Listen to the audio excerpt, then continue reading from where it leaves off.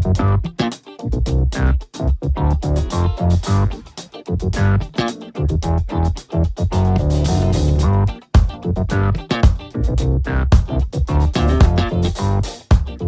folks, and welcome to the Daily Ratings Podcast.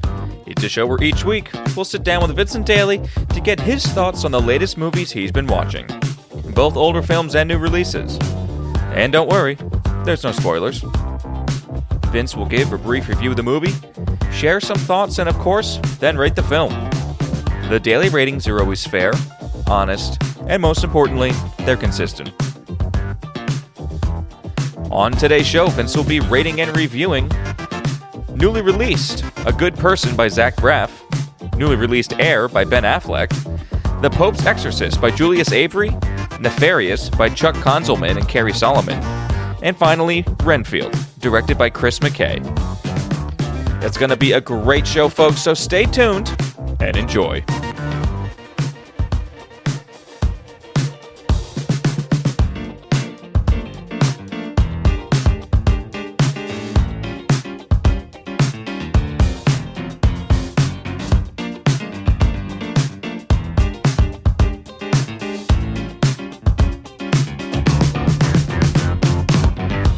Mr. Vincent Daly, how we doing, buddy? Tommy, how's it going? It's going okay for me. How was your newly released week? It did a lot of homework. They were all...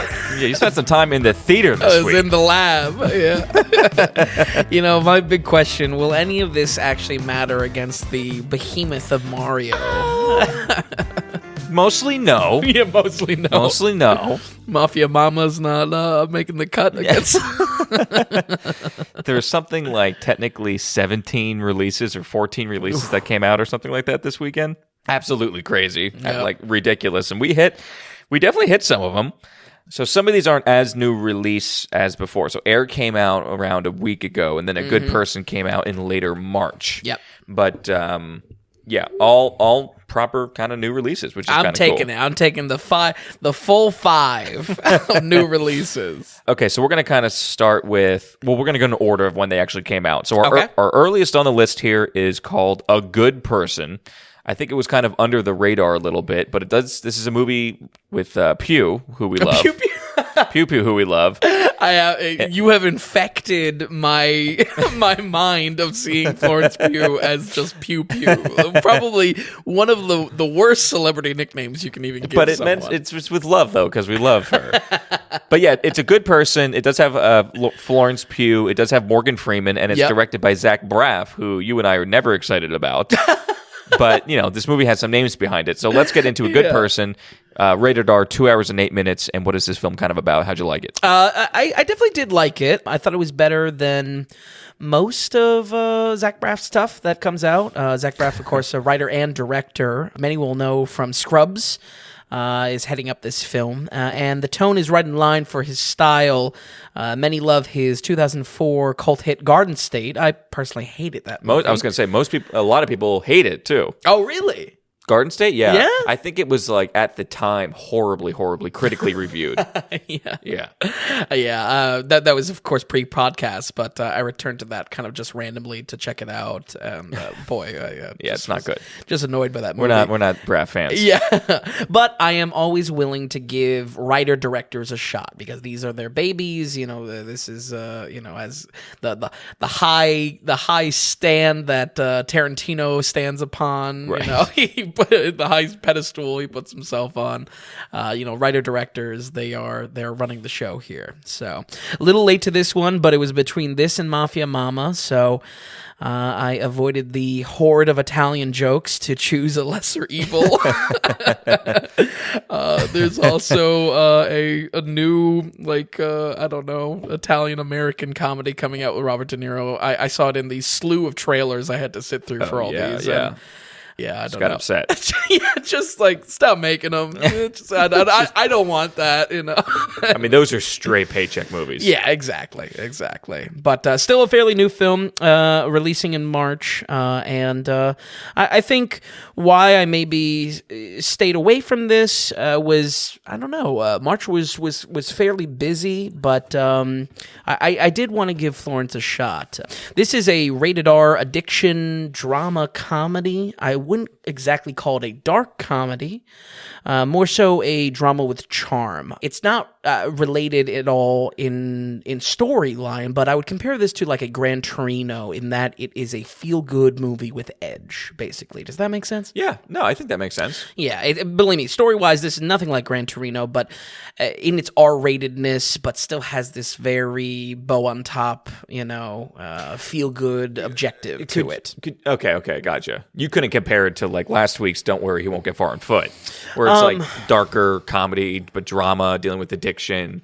Yeah, I think Don't Worry, You Won't Get Far on Foot was so much better at being a drama than a drama comedy. Okay. You know what I mean? Yeah. So, and I feel like that wasn't, I don't know, I don't think that movie was trying to be feel-good in a lot of ways. It was just kind of like a... It ends on a surprising, maybe happier note than the rest of the film. Right, which could be quite sad. Right. Okay. And gotcha. maybe there's a reason why this biopic is being made after this dude. Right, okay. So in our story, we follow Allison, a bright and clever young girl that has her life transformed tragically by an accident. There is a cross-section of themes of big pharma, small-town blues, and survivor guilt. And there is a lot of trauma that is juggled between all characters of this. Kind of no one escapes with their skin still on. That road to recovery, emotionally and with dependency, is what we strive towards with this story. And that type of, if anything, you hit the nail on the head. It is very close in that it is a heavy AA and A type of meeting movie, and it is about recovery at its core. Script-wise, I think this is where this one falls short. Characters have just a bad tendency to just spout their motivations and their history at a drop of a dime. I mean, they are just chatterboxes.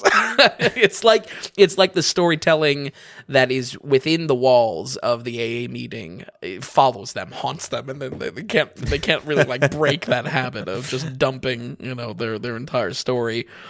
I think it's a shame because I thought many performances were fantastic, but just kind of burdened by how they have to shovel their dialogue out. Even as the plot unfolds, there is a convenience that is given to bring characters together only for more info dumps. For anyone that decides to see this, no spoilers or anything, but there's a sequence where characters have to travel to the city. It takes place in Jersey. Okay. And they have to travel into Manhattan. And they just show up at the exact precise spot. And you can just see those like conveniences. It's only for us to get more moments for these kind of emotional trauma dumps, which not bad. Performances are there to support it. Right. But just lazy writing and lazy character writing. It just serves it to you on a platter, kind of. Exactly. Yeah. There's nothing left to even body language in these moments or unspoken type of dialogue. But luckily, it's in those performances that I found a lot of enjoyment. I would say particularly in the emotion of Florence Pugh and Morgan Freeman. It felt very real. I think, once again, Florence is able to, I don't know. I was watching this movie and I was saying, she's almost able to carry this on her shoulders alone, no less having a powerhouse like Morgan Freeman to it. And I think when I covered something like, what was that movie? She's the nurse. I can't remember because we covered a few of her stuff. Yeah. I mean, the last thing was the Netflix one. Well, not Don't Worry. Don't worry, won't get far on foot. Don't worry, darling. Right. She was in that. Certainly that's a case as well. Oh my gosh, that's right. The Netflix, I forget. I totally forget. But kind of that more solemn film. Yes. She plays a nerd. Yeah. And I just find we did that she's... with in Sheeran, I believe. Yep, exactly. I just find that she's able to kind of capture a realism on screen. She feels like a real person. Yeah. And this character she's playing is definitely a Zach Braff kind of character. She's very manic. She's clever. She's funny. But then she has to also deal with this. And I think it's in that difference, in that variance, that I was really happy with her performance here. And really the same goes for Morgan Freeman. Still got it. He still got it. Who knows when he's gonna go?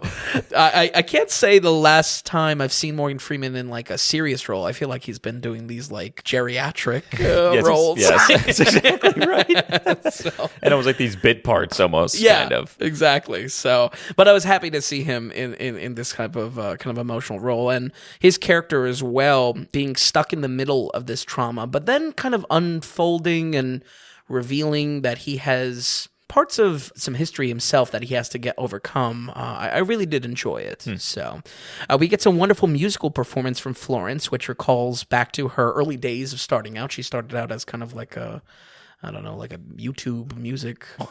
Really? Yeah. I really don't. Yeah, I don't know much about her. Yeah, I don't know where the jump to acting was, but her like early days. Wow. Okay. She has like musical covers. But yeah, as you really introduced, and comparing it to what we covered last week, this is yet another film about recovery that we've touched on, and I think a comparison between them can show where the aspects of this movie fall short, and I think it's in that objective that it's really trying to, no matter how dramatic, no matter how emotional and how tough things get, you know that things are going to come out all right. And okay. I can't really describe where you pick that up in the film, but it kind of saps the tension. It saps any kind of drama to it. I think the objective of it is just plain and simple feel good, and even though that the tone gets heavy at times, there's an obvious light at the end of the tunnel that shines just a bit too bright. Not a bad film whatsoever, but we're going to go ahead and give A Good Person 63. 63%. Bad name. Good person, bad name.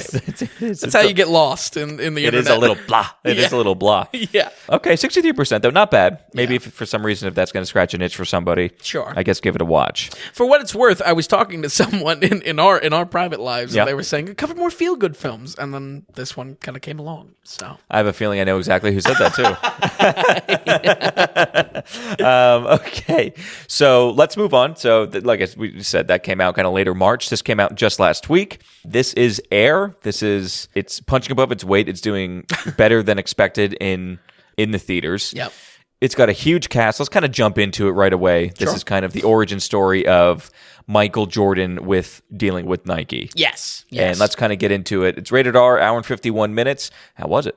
I would say it is very cookie cutter. It is your standard kind of biopic film. You were worried it was going to be that too. Yeah, I was worried, and it really was that. I was hoping for a little spice, a little something.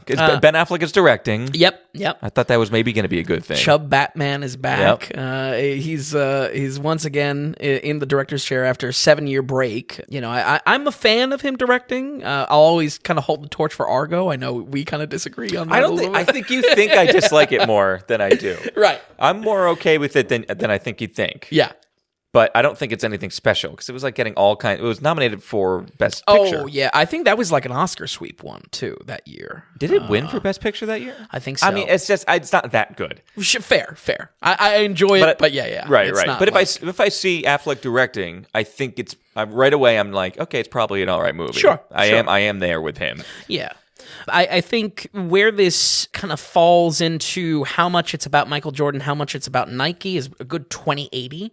20% basketball, NBA, Jordan, 80% Nike corporate culture, versus Adidas versus Converse, Based on the trailer, that's what I thought. Okay, all right. Yeah, I was expecting a lot of Nike heavy. I was surprised that, I don't know, with a character like a young Michael Jordan, that they didn't make it a little bit more about him, but we'll get into how that's presented in a little bit. Air is a flashback to the impossible, a point in time that Nike was not on top as the most influential shoe company around. The name, of course, refers to the skyrocketed Air Jordan line, easily the most successful shoe line of all time.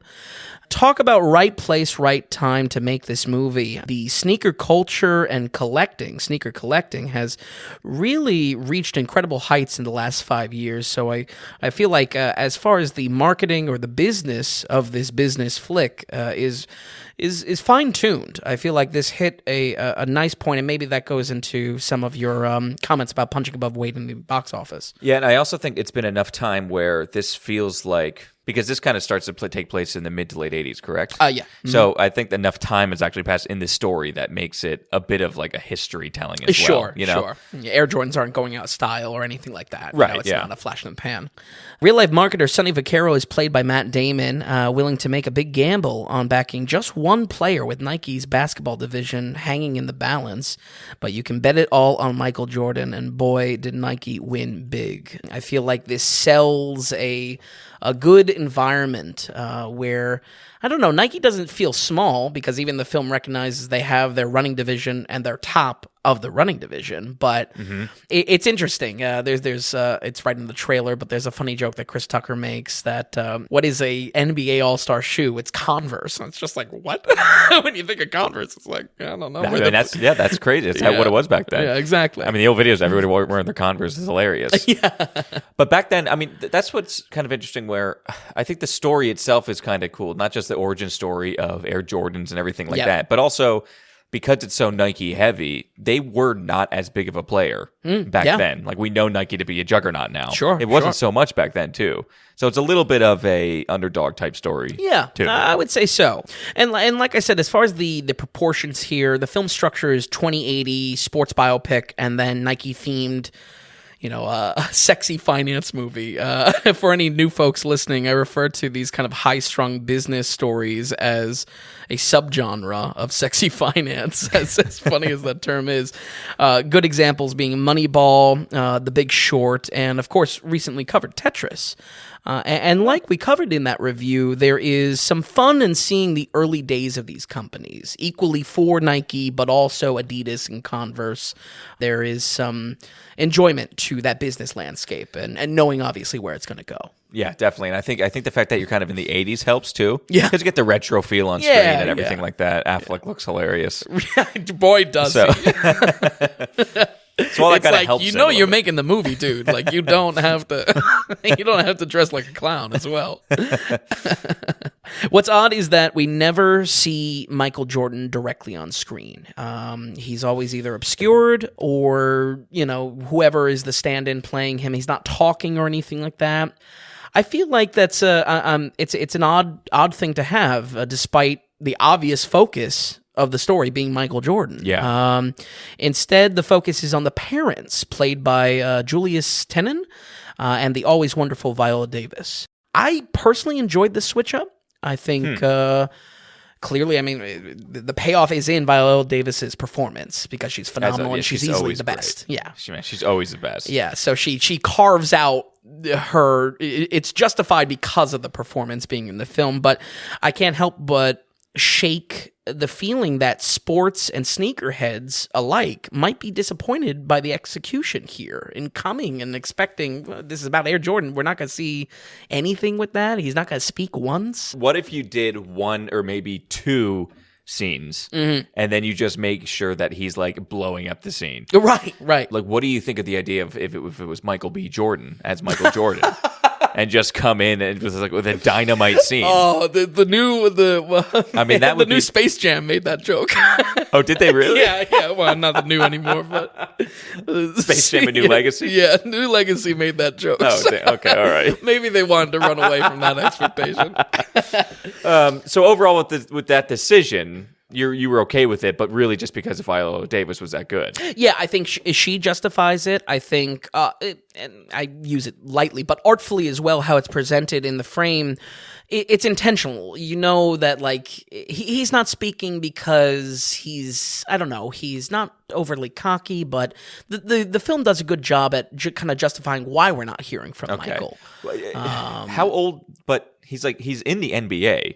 Yeah, so he just got into it. Okay. It's weird that like mommy and daddy have to speak for him in the film. Yeah, and granted, I think the performances are great, but it's a little bit odd. And again, my observation here is that I'm not a basketball fan. I'm not a sneakerhead. Yeah. The direct demographic that this is pointed after, coming to the Air Jordan movie, I think, I don't know, I could imagine people being disappointed with that factor. So I want to kind of make note of it. Yeah, this what it really is more of Nike story. Yeah. This is a Nike Oh, story. yeah. It's Nike. I won't say origin story, but it's the thing that launched them into massive success. Right. Get a lot more money than running ever got them, basically. Some other standouts are Chris Tucker and Ben Affleck playing real-life Nike execs. I hear Chris Tucker's great. Yeah, he's honestly great. I was delighted to see him. He really steals some scenes too, and I can't say there's a lot of value that comes from him stealing scenes, but it's enjoyable. I love Chris Tucker. And in classic biopic fashion, the ending credits gives us pictures comparing them, so that's enjoyable as well. Again, in the context here that someone's maybe seeing this because they are interested in Nike's origins and seeing these real life execs and how they negotiate this deal. My last piece of praise is actually for camera work. There is an interesting depth of field on the camera in otherwise mundane scenes of talking. Close, tight, and intentionally blurred. This may not sound like much, but as we will cover in a later entry this week, it was necessary to engage the audience, and I actually found how what would otherwise be a normal reverse shot, a lot of interesting use of the camera in this film. Something to kind of distinguish it. However, my entire experience was tainted by some extremely lazy nostalgia and music choices. The whole film, Tommy, like, what else is this? This has been the whole film is a hardcore nostalgia fest to the point that it's a bit annoying, honestly. Scenes are just constantly filled with just unrelated bullshit. I swear to God, someone in the office is just playing Trivial Pursuit during working hours. Like, it's just like, oh, okay. The movie is just like chock full with 80s references that are just shoveled in your face constantly. And it's just like, man. It's not that it was a nice touch. It was that it was beaten into you. Excessive. Yeah. This is the starting point for why I really vividly hated the music in this film and how it was used. Literally every scene transition uses a 15 seconds of an 80s song, no matter what. It is without fail in every edit that is just packed along with a song. It's paired along with a song. It was just very, very annoying to me, feeling like a studio edit after test audiences were a little too bored with the film. And there's also, I can't ignore the fact that the duration that these songs play are so safe and so short for the licensing purposes of the song. I can't help but feel it was at the 11th hour, it was an ad to the edit of this film. That, or it was people thinking that it's an 80s movie, let's hit them with everything we have. Let's just go through the songs that everyone knows. Yeah. We get 15 seconds for transitions, and then bing, bang, boom. Yep. Were the transitions at least... Were they matching the songs with the actions being taken place? A little bit. We flash to like Adidas headquarters. They play Run DMC, My Adidas. Or when Sonny's making, further and further gambles on this deal. It's got like inspiring, kind of the 80s arena rock type of music. Right. So, like I always say, it's not a judgment of the choices of the songs. I liked a lot of the songs. Don't get me wrong. Right. It is how they're implemented. And I think here it was so predictable it really hurt the experience. Right. I mean, like clockwork. Yeah, anytime there's a scene transition. Formulaic. Yeah. And way too consistent. Absolutely. My suspicions, this was a starting note throughout the film. My suspicions were taken to the stratosphere, though, when I counted 43 songs in the credits of this film. 43. Wow. I'm not joking. I mean, maybe my That's crazy. My tired eyes after so many films could have been miscounted, but 43 is what I counted. You waited in the theaters you wanted to see? Oh, yeah, I had to. Because I was just like, I don't know, I was exhausted. It's a sub 2 hour movie, too. Oh, yeah. That's a lot. And that's of what I mean. Music. There's no intentionality. It's also fits in this kind of like this safe license use. Yeah. It's predictable. It's pointless. And like I said, I want to always stress again, because I don't nitpick this for style or flavor. I nitpick this for how the film is crafted. It's not the selection of the music, it's how it's used within the film. Right. Because I thought it was extremely lazy. Yeah, and you're not one person to say, well, you get why there's 80s music in it, and you would do the same thing, but it's just completely different. Right. Exactly. and more tasteful. And Exactly. Yeah, like that. Yeah. These generic elements honestly reminded me of the worst part of 2018's Bohemian Rhapsody for being very cookie cutter. I think that's what, unfortunately, I could not get out of my mind. Not that, again, just like the Gran Torino comparison, not that it represents it in story, but it does kind of resemble it in structure. Okay, sure. So this somehow being a generic version of these business biopics cropping up, and that I am positive we will see more of in years to come. We're going to go ahead and give Air a 59. Wow, not too strong. Yeah, not too strong. Chub Batman. Interesting. I was kind of excited for it because when you see Chris Tucker, I mean, it is loaded. I mean, Jason Bateman is in it. Yep. I'm sure he just plays It's Jason a Bateman. fun, slick movie. Right. For sure. It moves along Yes. and it tells a story. Right, Yeah, right. it tells the story that, yeah. But honestly, I mean, when you look at the outcome of this, and this was a kind of a similar problem that I had with Tetris, I didn't bring it up in either of these reviews directly, but the stakes are, are these are really world changing. I mean, Yeah, yes, and that's- Air Jordan makes a lot of money, and that's fine. But am I really at the edge of my seat to say, "Oh, is Jordan gonna sign?" I don't know. I think you go to this movie to see a documentary in a theater. Like Yeah. a theatrical documentary is why you see this. For sure. There are no stakes because you Yep. know them already. Yep, yep. It's just the idea is here's the story of it. Yeah, it's a little slicker in its presentation, and I will say, I mean, I've always liked the pace of these kinds of movies or just like the feel and vibe. Like I like A Big Short. sure. These are definitely starting to be their own little, definitely subgenre. Oh yeah, sexy finance. Yeah, I like Oh, that. It could be a compilation on the site. They might not get the best ratings, Right, but they're right. a thing. Yeah, yeah. They are a thing. Okay, so let's we'll do one more and then we'll go into Producer. Then we'll go into producers. Okay, I love it. Okay. So let's get into this was the number 2 movie of the week. Surprisingly. unbelievable. Yeah, we totally would have lost so much money on that. Yeah. Let's get into The Pope's Exorcist, directed by Julius Avery. It's starring Russell Crowe. This movie... Chub Crow. Yeah, I don't think people... This movie kind of came out of nowhere. My understanding was it was kind of just sitting there. I think it was Sony.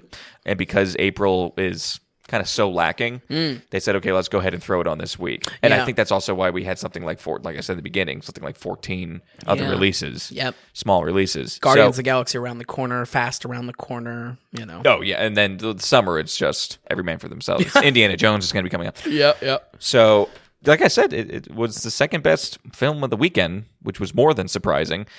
It's The Pope's Exorcist, rated R, hour and 43 minutes. Russell Crowe. Let's get into it a little bit then. It's a super bad film. It's not good. Julius Avery is really an awful director. We covered Samaritan last year as one of the worst offerings, streaming or otherwise, with a whopping 25%. 25, yeah, one of the worst. Yeah, yeah. But I think it shows an important trend that this isn't just horror, it's horror action blockbuster trash. And That's important. yeah, but that's also important for the box office too. You know what I mean? Trash will succeed sometimes, and that's what we got here. This one's super odd. This film uses the real life exorcist as its main character, Father Gabriel Amorth, a Vatican exorcist who has performed thousands of exorcisms and dying in 2016. I guess it's a shame that he couldn't see him portrayed by chubby Russell Crowe. Folks, make sure to break out those rookie Catholic cards to see if they're worth anything now. But here he is portrayed as a bad boy maverick exorcist who doesn't play by the rules. I kid you not. It's terrible. Imagine like a horror hard-boiled cop with the Vatican being his commissioner trying to rein him in. That's really the tone of this film. As insane as that sounds. The plot then focuses around a family inheriting a castle in Spain, which of course is a festering ground for demons. And these demons also have a specific vendetta against the Pope's exorcist as a greater hellish plot unfolds. It may not feel like an action movie when you're watching it, but I stress to you, it is action. It is horror action. Really? Yeah. I'll get into a little bit of what I would compare this in a bit, but how scenes are set up, how, in a writing sense, this is set up, it's action. Is this, I hate to make, maybe this is just the episode of comparisons here, of loose comparisons. Yeah, loose. Is it like a rated R Da Vinci Code? Oh, interesting. Da Vinci Codes has some action in it. Yeah. We gotta watch those soon. Yeah. The second one is so... But you know what I mean? Yeah. You're dealing with definitely horror, yeah. But as far as has it cross paths with the Vatican and yeah, absolutely, Catholic society, yeah. Now is this like it is still horror? Yes. And it belongs there? Right, and that's why I say, like, when you're watching this, it's undeniably horror, but I'm telling you, the structure is action, and that's why it's also a blockbuster, and that's why it's also trash. Yeah. So, yeah, it's rough. Russell Crowe is kind of bad in this, unfortunately. I think it only slightly works. His character has a serious streak because he's dealing with exorcisms, obviously, but he's also a jovial Italian man that rides a Vespa, a priest, though. Yeah, and a priest, but he's kind of like, just like a fun Italian guy.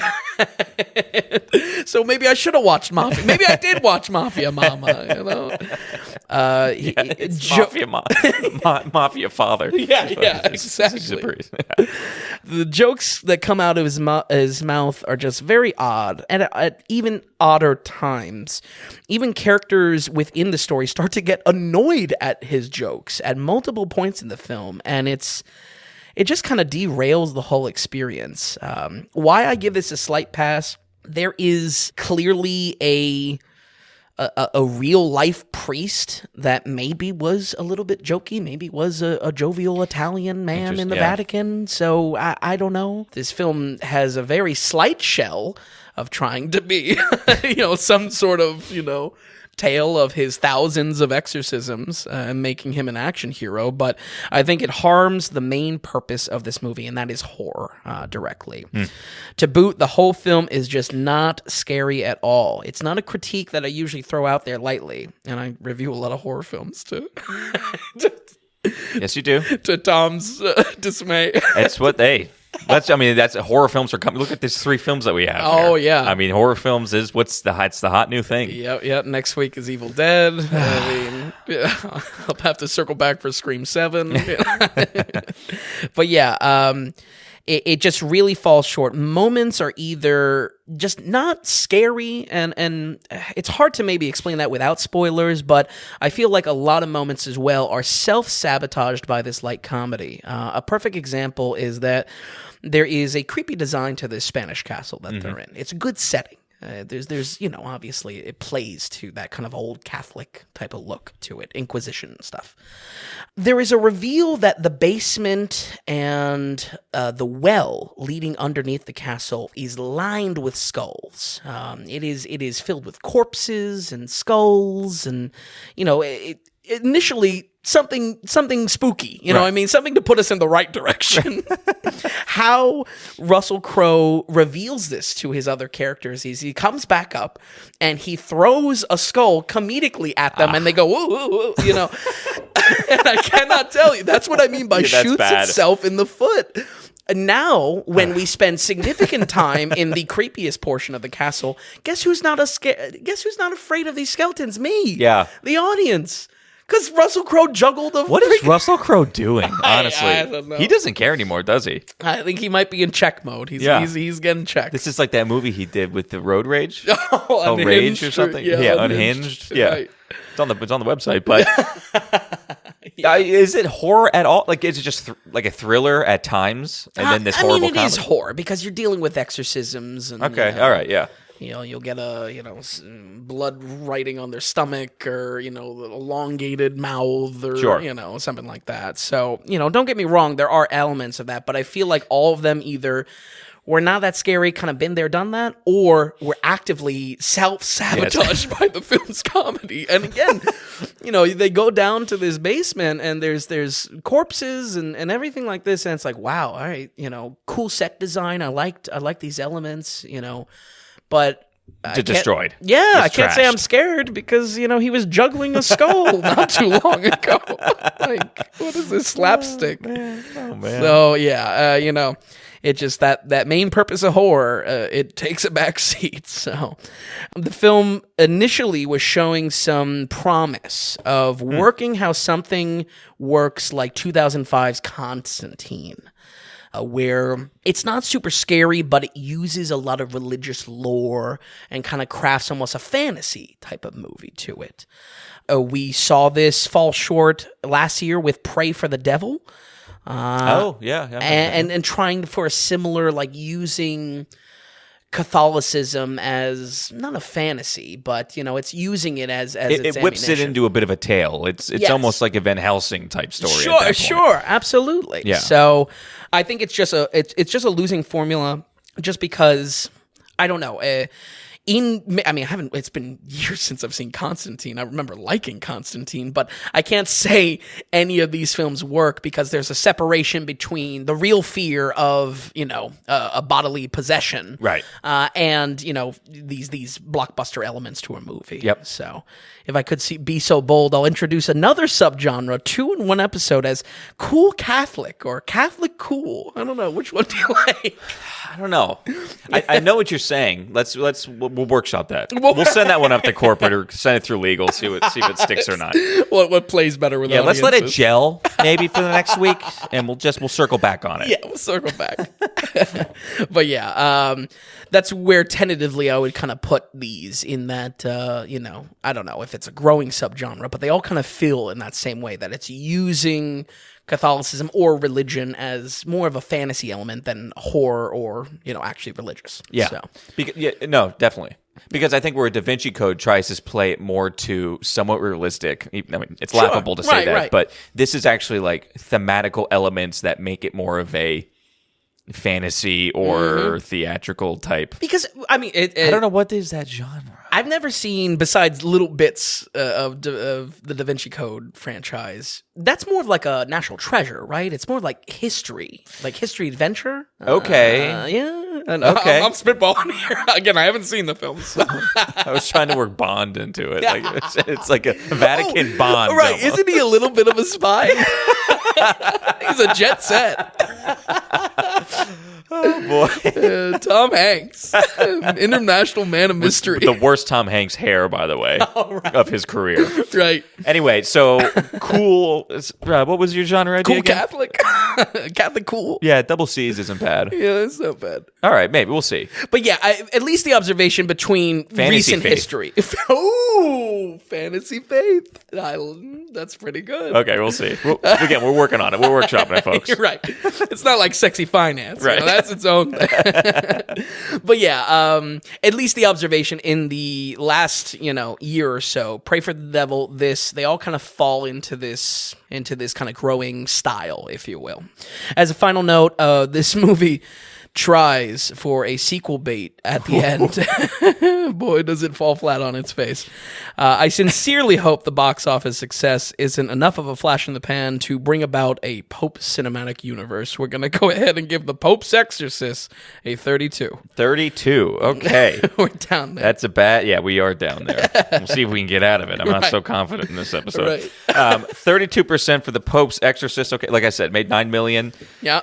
Which, Super Mario made $92 million for second weekend. It's crazy. But still two. It's still number 2. Right, it's still number 2. And John Wick number 3, hanging in there. Oh, there we go. It even won on Saturday or Sunday. I forget which day, but it's cool. It's hanging in there still. Good. But okay, that is a terrible 32% for the Pope's Exorcist. Ladies and gentlemen, okay, well, let's keep things moving on here. We are going to go into our producer segment, Vin, because we have a producer this week. We have another friend that's back. We have, if I can pull it up here, Brandon Beebe is producing once again. If I had to put money on it, I knew bringing up Sonic in that last episode. Anytime you evoke, just invoking Sonic every time. Get some sort of donation and... No, but Brandon sends in, guess what, $64, Vin. He goes, "Oh no!" Whoa, that's all right. That's all right. Is that okay? He goes, "Okay, all right." He goes, Mario voice. Oh no. He goes, "Vinny, why do you have to give me so much hope?"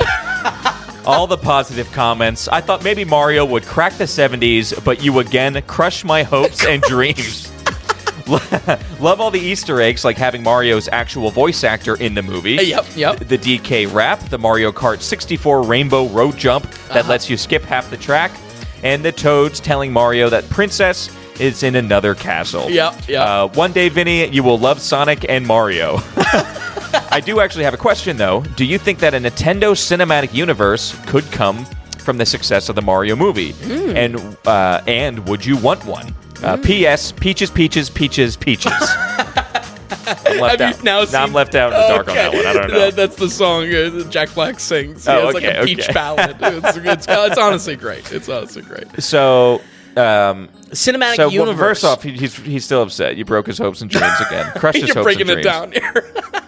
But yeah, a Nintendo cinematic universe. Your thoughts? I think I have two thoughts. I mean, I would love a Nintendo cinematic universe. I mean, a dream. If I was ever to make a Nintendo movie, a dream project would be a Metroid Alien type of movie. Oh, that's very. Oh my God, that would be great. But like, is Nintendo going to do that? Probably not. You know, I do think there's some serious business prospect in the movie itself. Luigi is never shown outside of like a scary theme. He's captured, he's in Bowser's castle. I think that's very intentional, because if they ever do like a Luigi's Mansion or associating Luigi with spooky things, they're planting the seed with that a little bit. What kids will recognize Luigi with. Ghost, and then you have Ghost. Okay, so yeah, I mean, honestly, I think the idea of a Nintendo cinematic universe the idea of it has serious teeth. Yeah. For two reasons. One, obviously, the success of this film. So it keeps the studio going. Wall. But this is Nintendo and Universal coming together to make this. So Universal does have some play and some rights. Yep. And why Universal would also push that, not just for money, but because what they could do for their amusement parks then. Yes, cross-pollination. The IP that they could grab. Because Universal is definitely eating some of Disney's lunch right now. Sure. I think the most visited amusement park last year was Universal. Really? Now, Disney has so many to like spread apart. Sure. So there is that. Yeah. But yeah, Universal is a serious player. And if they could inject huge, basically, theme parks on themselves, theme park size sections of just Mario. Yep. Man, I mean, you're pushing that for multiple reasons at that point. Yeah, I mean, like even a seed for Nintendo Land rides, are they going to tie that to games, or are they going to tie it to these big movies? I think the more likely, as other theme parks operate. Yeah, I would say characters. Sure. As long as the characters are in the films. Yeah. They can play off the rides and whatever, however they make it. But I think it's funny. You could do the Disney Castle. Just have Peach's Castle, a complete competitor to Disney. Exactly. But yeah, I think you hit the nail on the head with. The box office. It's. I would say if it wasn't in their plans before, it is now. You cannot put this down. Exactly. So people want more. The fan versus critic reception, as we talked about. I think that's a green light for studios. It's happening. I mean, there's going to be more movies. The question is, are they going to stick with the Mario? Are they going to stick with the Plumber Brothers, or are they going to expand it? Yeah. And I mean, the characters there are so many. You could do some really cool stuff, and just cross-pollinate your characters. Yeah, because they can all play well together. Absolutely. You already have Donkey Kong in this. Give Donkey Kong a spinoff. Hopefully not Seth Rogen, but there's that problem too. Right, it's a lot more Charlie Day to have to listen to. Oh, right. But Brandon, $64. Brandon, thank you so much. You are absolutely. You continue to be a producer of the Daily Ratings. Your executive producer 79. I definitely think Brandon has donated the most. He is coming. I don't know. He's not like close, but he's definitely approaching his directorship of $500. Wow, excellent. So you're working your way up there, Brandon. We cannot tell you how much that means to us. Yeah, we're early on. We're growing, and that it's just. It's $64 and how much you've given, it's pretty incredible. So, executive producer for episode 79. Folks, if you yourself want to be a producer, you go to thedailyratings.com, you go to the donations tab, and through monetary support, you go ahead and send a donation in our way. You can write it a note just like Brandon did of whatever content you want for us to read, and we'll read it here on air. It's whatever amount that you want. It's a value for value model. So what kind of value are you getting from the podcast, the website, and now the newsletter? Again, sign up for it at the bottom of the website. At the bottom of the website. Where's the donation? I know. Bottom of the website, though, sign up for the newsletter. It's going to be coming out. I told Vin, I'm deciding. I think it's going to come out Tuesday mornings, not Monday mornings now, because I want to make sure I have the exact box office for the weekend. And by like late Sunday night, 5 a.m. Monday, I don't know if they're quite there yet. I think it's worth it alone. Just to get more accurate numbers. You know? Yeah, exactly. Could be. Yeah, we wanted the box office numbers to be in there, and of course, there's all other kinds of goodies. The news, fun stuff to click on. Maybe a little this, maybe a little that. Maybe there might be some food in there, whatever. Anyway, it's the Daily Ratings newsletter. Sign up for that for the bottom of the website, and then go to the donations tab if you want to become a producer, just like Brandon.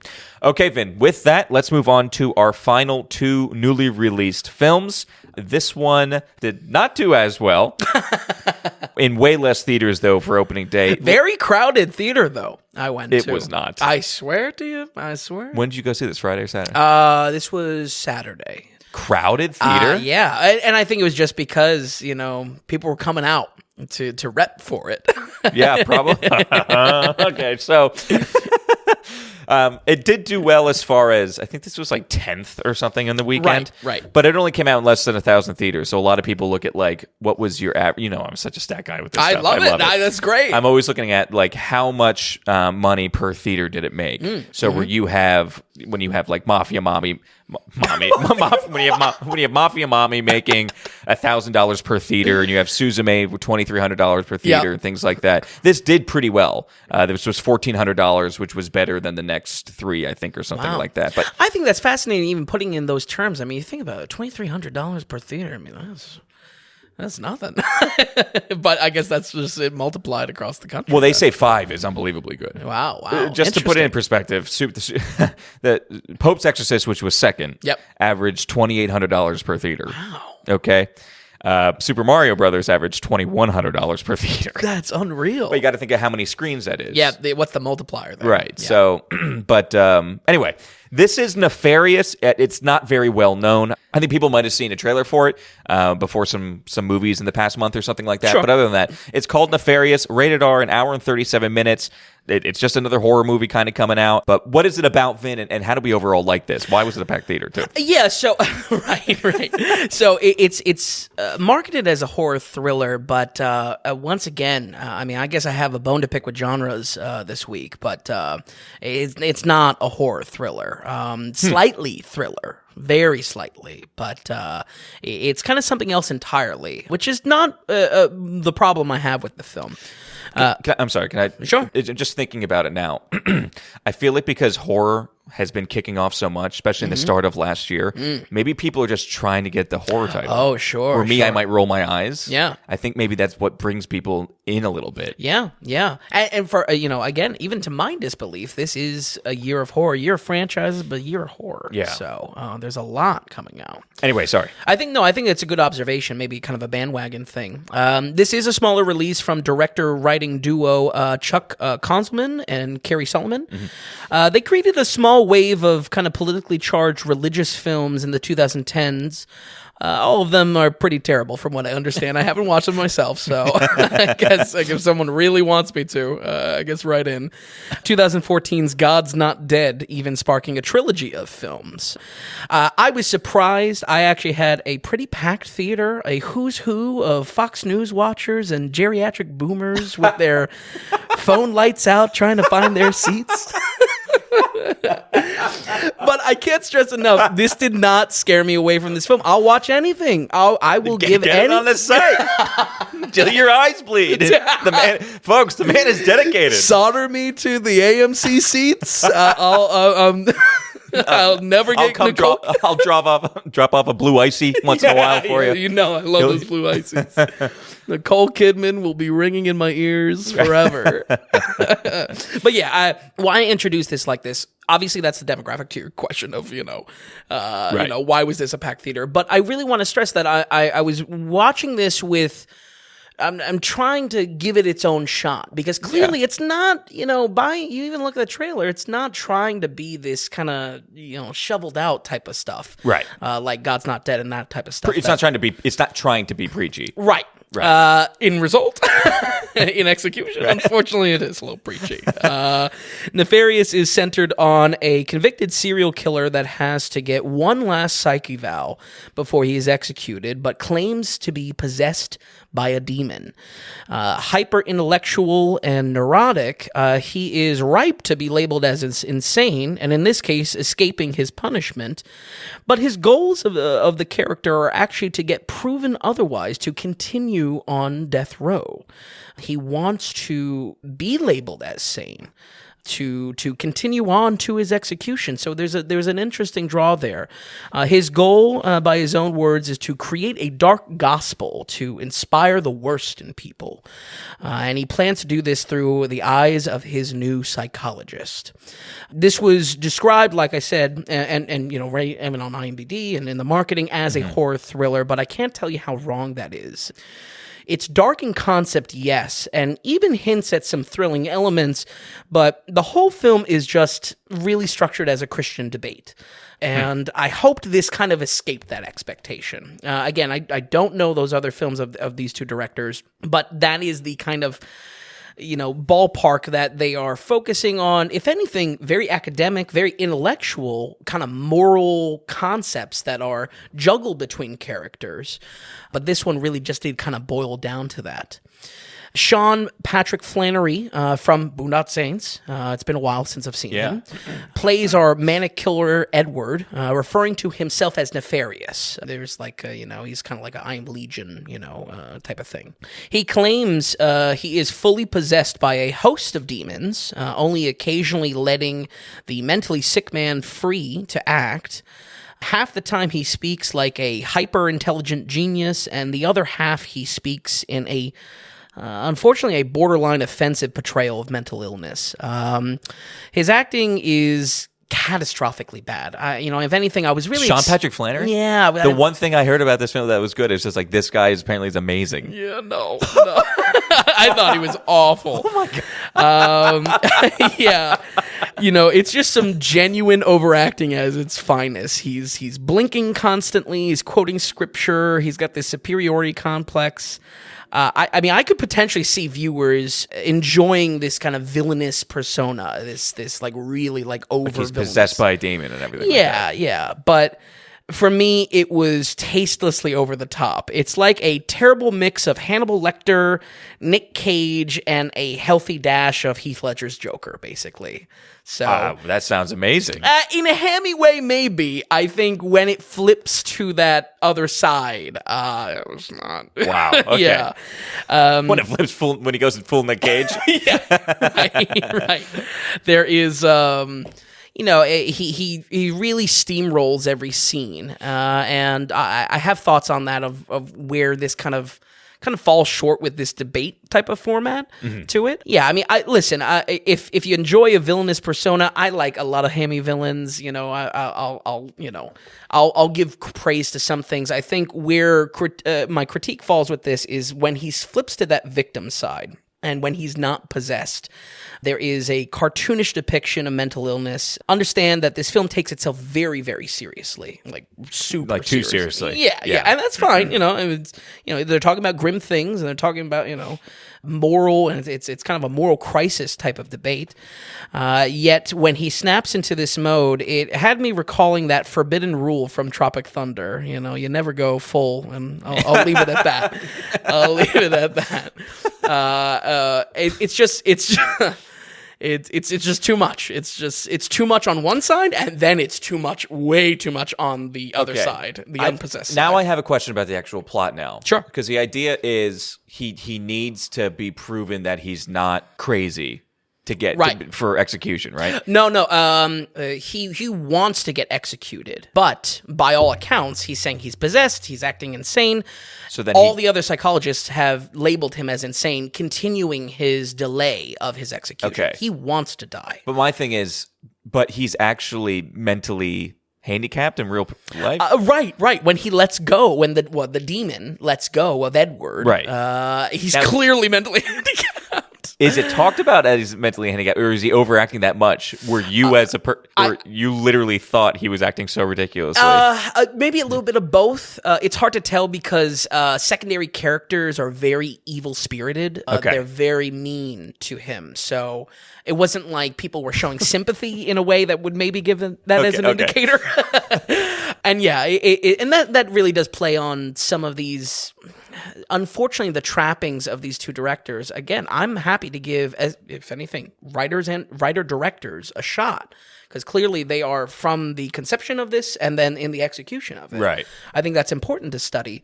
When it comes to this, when you're experiencing this film, they have no other priority than making this like religious Joker character, and I don't know, it just wasn't working. Okay.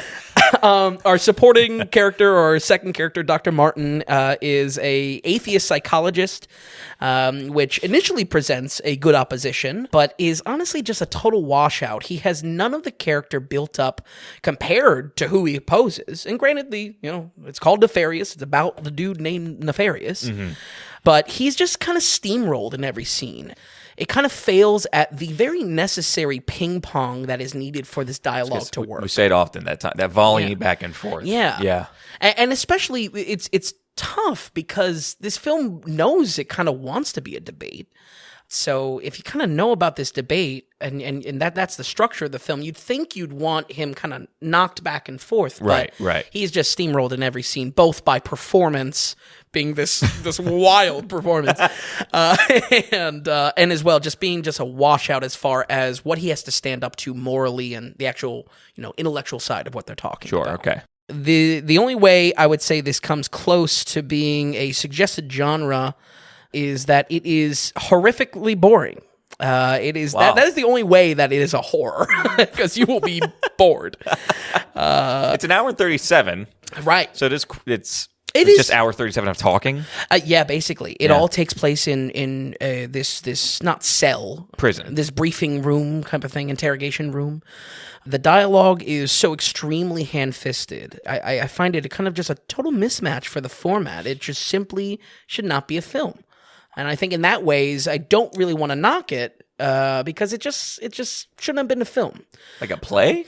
Sure. A stage play, an academic debate. I mean, I feel like trying to make this into a film, they are so hyper-focused on what they want to achieve through the story, through the message, that they lose making something to engage the audience. Yeah, visually appealing. Right, visually appealing, or through the medium of a movie. This unfortunately kind of solidified my fears of coming off their previous work, that this is just a Christian debate, and they have no other interest in doing that. And listen, folks, if that's what you're interested in, sure, go ahead. If you want to see Christian Joker, go for it. But I feel like that's where this was failing for me. I'll give some slight props to the script for being so concerned with theology and morality.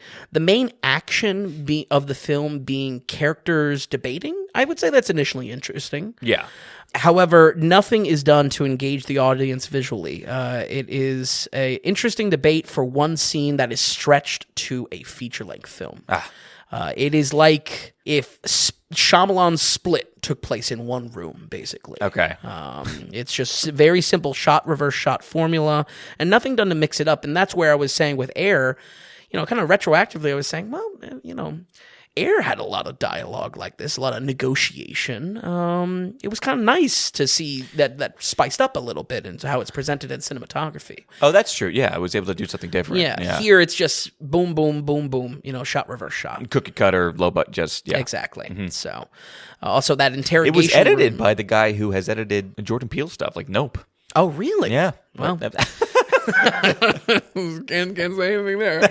But yeah, I don't think the film, storyline aside, obviously, maybe even the landmine of this kind of theological debate and the intellectual side of it aside, I feel like it is failing in a very particular way in being an engaging movie. Why is this presented through the format of film? Yep. I don't feel like it justifies that at all.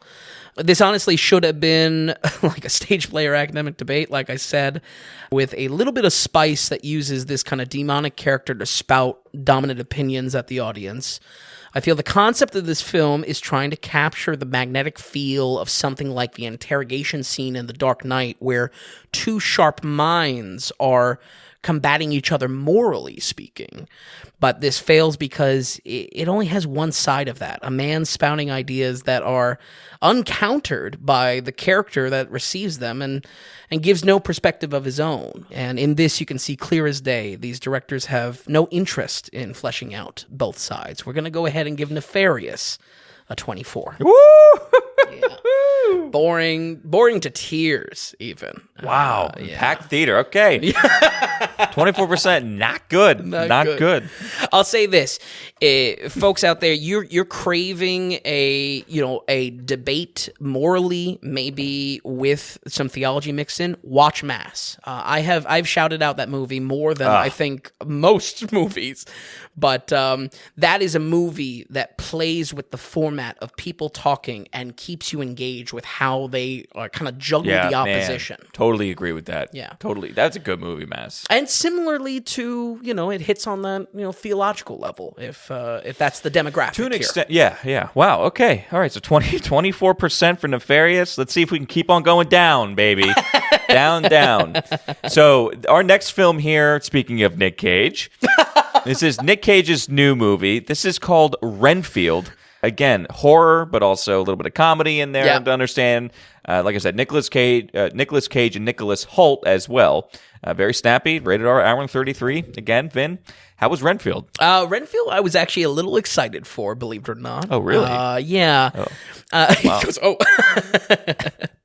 flashback to our zombie special, and you will find I really enjoy when horror comedy uses the rules of the monster for the setup. And here, the concept of a vampire's thrall is spun as an abusive relationship, which I think is a pretty fun premise right out of the gate. I like that. That's a good use of the vampire mythos. So I was kind of hoping for a Shaun of the Dead style movie with this. Okay, and at least it's there in a few ways. It's not all the way there, but it does kind of capture some of those moments where I find the comedy was clever and using vampires in a good way. Can I tell you what I got from the trailer? Sure. Okay. I was expecting Nick Cagey Dracula comedy meets Dracula John Wick. Oh, no. And that's how I got from the trailer. You hit on it's a lot of genres. It's We're just going to have to redefine all these things now. I know. I'm not happy with how they're marketing anymore. But okay, so I was wrong on that, but go ahead and just get into it. You are on the money in the sense that there are a lot of action scenes, a lot of shooting. Yeah, just from the trailer is what I got. Yeah, exactly. A lot of fights and whatnot. So, Chris McKay is our director here, and film-wise, I think he has one big win and one big miss. The big win being, of course, Lego Batman. No joke, honestly, one of the better Batman movies that's ever existed. What made me question him as a director was the Tomorrow War. Wow. A truly awful sci-fi movie that was put out as streaming fodder. We covered this in our third episode ever on the podcast. Well, once again, viewer beware, listener beware. Maybe a little bit stilted. But I guess, all this movie watching is starting to pay some dividends. So that's what we get out of that, out of watching the Tomorrow War. Renfield, played by Nicholas Hoult, is an immortal servant of Dracula, played by the ever-excessive Nick Cage, working towards regenerating his master in present-day New Orleans. After so many decades, though, he is tired of this. He's tired of this servitude to Dracula, and that leads him to trying to getting over this gaslighting and emotional abuse from his undead lord. He goes to support groups, and he leans on other people in his life and kind of new friendships and new romantic interests to basically kind of ask for advice of how do you get rid of a nightmare relationship. Meanwhile, he is, immortally tied as the familiar to Dracula. He finds a bit of romance in a police officer played by Awkwafina, and more than just Dracula's bad side in a gang led by Ben Schwartz. Without a doubt, you're not digging Ben Schwartz? No. Once again, a tie back to Sonic. Without a doubt, I would call this a dark comedy. No questions there. But it's also like 11 other things. It's a gory, horror, romance, crime, action movie. And in that, it's very busy. Yeah. You watch this and it's like, oh boy. I don't know. It's a lot going on. I know. It made me always feel a little bit old, if I'm being honest. Well, I can't keep up with the new flicks. What about all these genres? Maybe you belonged to Nefarious. Felt more at home, did you? I was fitting right in. Fitting right in. Got my suspenders on, everything. But I think it's just a little bit busy, and I think why that's a bone to pick for me is it's distracting from what I think is honestly what should have been the whole film. Take Dracula, take what we know as Dracula, right, and a vampire familiar, and work with this abusive, emotional, dependency. I think that's a good. That's kind of all you need, and the ammo for your comedy for setups and payoffs are what we know Dracula to be. But we get really lost in the sauce a little bit here. I gotta say, what is saving this whole thing is Nick Cage. Nick Cage is so good at this. Really? Oh, yeah. Oh, fantastic. Okay. And the right environment for his hamminess. The right environment for him being, like crazy. a silly Dracula almost, yeah. Yeah, exactly. Okay. And way more of a starring role than I expected. Having him be more active in this movie saves it from mediocrity. He's so fantastic as a classic Bela Lugosi style Dracula. In the very opening sequences, there's actually I don't know what would call it, a homage, a joke related to the original Dracula film where they tried to film it like that old movie. He has like the bar of light on his eyes. Yeah. I thought it was like really charming. I love that aspect. That's kind of funny. And clearly Nick Cage is like a film enthusiast that he would pull from that as well, that he's trying to be this like classical Dracula. That probably was his idea or something like that. Yeah. So what percentage would you say, Nicholas Hoult to Nick Cage? Nicholas is definitely what am I saying? Nicholas Hoult is definitely the lead, 100%. Right. If anything, Dracula is just the bad guy in this. Yeah. So he gets a lot of time, but not as much as I would like. But what he's there, he saves it all. Because I would definitely I would want to see him a lot. I almost think the movie shoots itself in the foot a little bit. You have one of the most recognizable names in horror that you're not utilizing. Yep. You know what I mean? Dracula's nowhere to be found in the thing. It's just Renfield. Sure. Which I don't know if it helps it. You know what I mean? Yeah, Renfield is, I guess, I don't know if this goes back to like Bram Stoker or what, the original books, but Renfield, I guess, is like his main servant. Like number two. His familiar. But you know what I mean? I think the title might hurt itself a little bit. Sure. And Nicholas Hoult is a big name himself now. Yeah, like he's absolutely. definitely in a lot of things. Absolutely. I actually don't mind him. I think he's all right. Mm-hmm. But I definitely I was kind of waiting to hear from you. This movie was, I feel like, doing a little bit better once when it came out, getting a little bit better reviews than it was getting with like the critics before it came out, sure. the early release stuff or the screeners that people get. But yeah, I mean, I want to go and see Nick Cage. Yeah. I want to go and see Nick Cage. And luckily, I think that's where it really makes the cut, is for Nick Cage. As messy as the film is, it's just, he's endlessly entertaining. He has like this throne of blood bags at one point. They get very adventurous as well with like, if he hasn't fed for a while, like he'll start decaying and like cool prosthetic work. That's cool. Yeah. Apparently he like shaved his teeth in real life. Maybe not to the extent that they are in the movie, but like Wow. he shaved his teeth down a bit. That's good old Cage. I know. As far as the B plot goes, Awkwafina is pretty decent. I don't know. She's popping up more and more. Yeah, I enjoy her deadpan delivery. I think it's just like she's kind of real. I don't know. I don't have, very elaborate thoughts on it. Her side of the story holds the more generic parts of the story. It's the romance, it's the cops, it's the crime lords. All of it felt very unneeded, especially with how fun the moments are when Renfield is working through this emotional abuse. Like, those are the jokes that work. Cops, Ben Schwartz as this crime lord. Yeah. I mean, funny for certainly some people in the audiences. Actually, this was a jam-packed theater that I saw it in. I saw it on Wednesday. What? Yeah. What? Oh, yeah. People...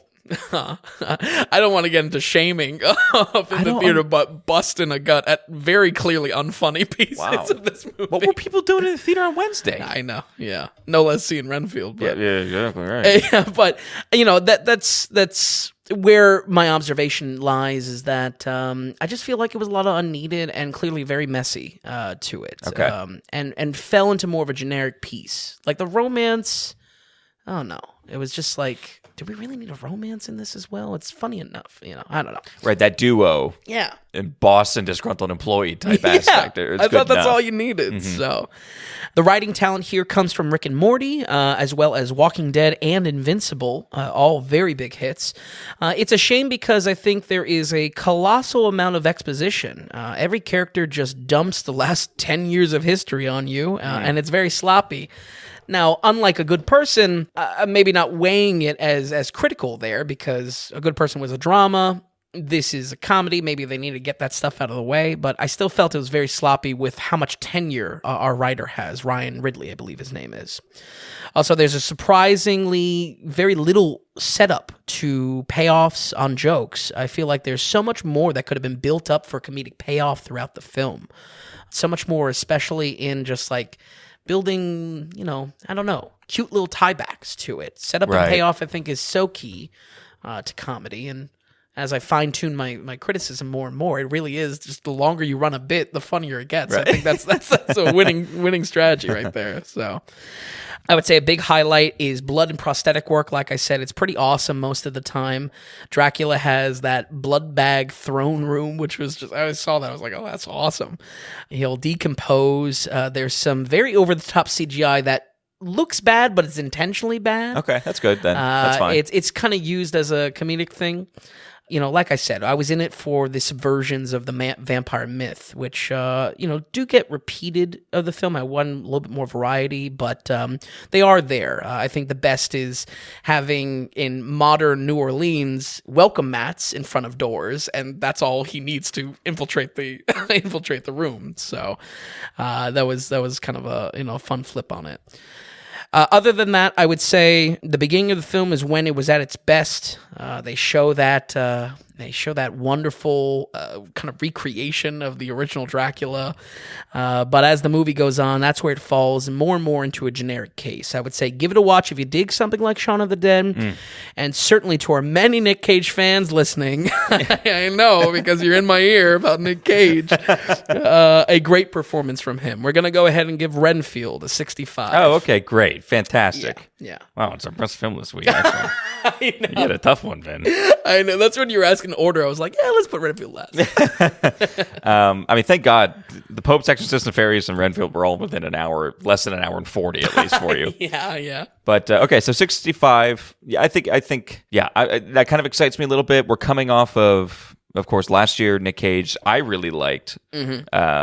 The movie that I can't even remember the name of now. Oh, Unbearable Weight? Unbearable Weight of Mass Talent. By the way, I gave that a 65. Oh, wow. These stats, these working against me. But we love Cage, though. Yes, yeah. Okay, so Renfield, okay. I think we have a good idea. If you don't want to go see the Super Mario Brothers, or if you have seen it already, here's what you're dealing with a little bit. Right. That's what this week kind of was. Yeah, this is fallout from John Wick crowd, if they like horror movies. I totally forgot to say, I saw a movie this week. Oh, okay. Of course. I saw the second best movie on Thursday night, Vin.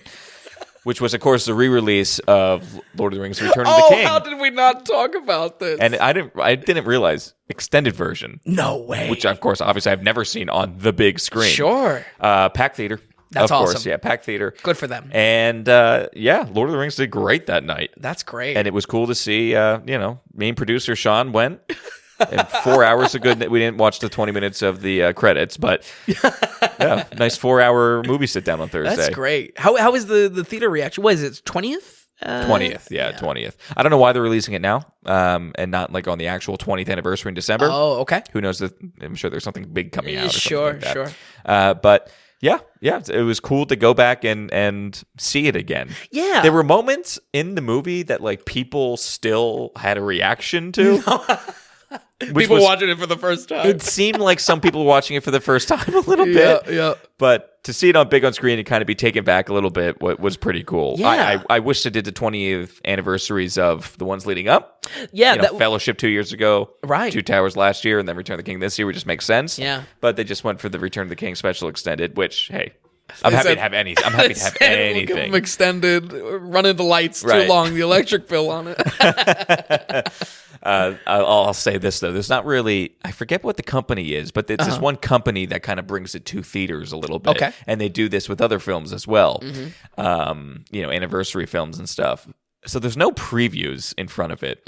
So instead, for that 15 or 20 minutes... They showed, I don't know, it was kind of like the Dungeons and Dragons, but Lord of the Rings version. No way. And they just showed the panel, and the beatboxing guy on James Corden, who does the music. You got me there. I don't know. The beatboxing guy. I don't know. If I said the name, people know what I'm talking about. Sure, yeah. Anyway, that guy was there. Elijah Wood introduced it. It was... seriously cringy. Dude, no way. Seriously cringy. Even for like a hardcore fan. It was terrible. Damn. Really, really bad. Really bad. I got up and went to go get my popcorn at that point.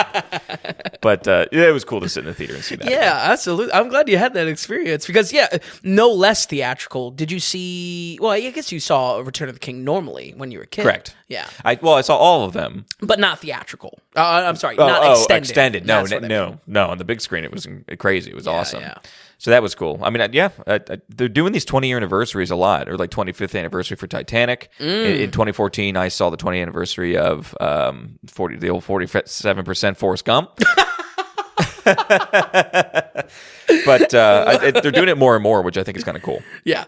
Okay, Vin, now going back to these films that are in theaters, anything you want to comment on, or anything you're looking forward to, or roll credits here? No, I mean, I was happy to do the 5 new releases, put in my homework, so to speak. Yeah. But I think the story is told in the box office, and it's kind of the same. I'm definitely in agreement there. And again, Super Mario's going to rank supreme next week, Yeah. I'm sure. Right. And potentially the week after that, too. Yeah. So, but anyway, if you want to see some of these folks, I hope we hope definitely Vin laid them out for you well. Vin, thank you so much for going to the theater. Thanks for watching all these films and stopping by here. Folks at home, we'll run it down one more time. We have A Good Person with a 63%.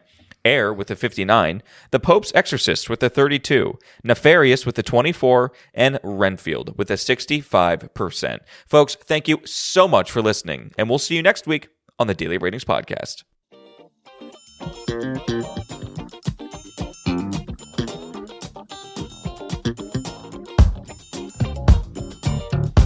If you enjoyed the podcast, if you would, could you give us a good rating or tell a friend about us?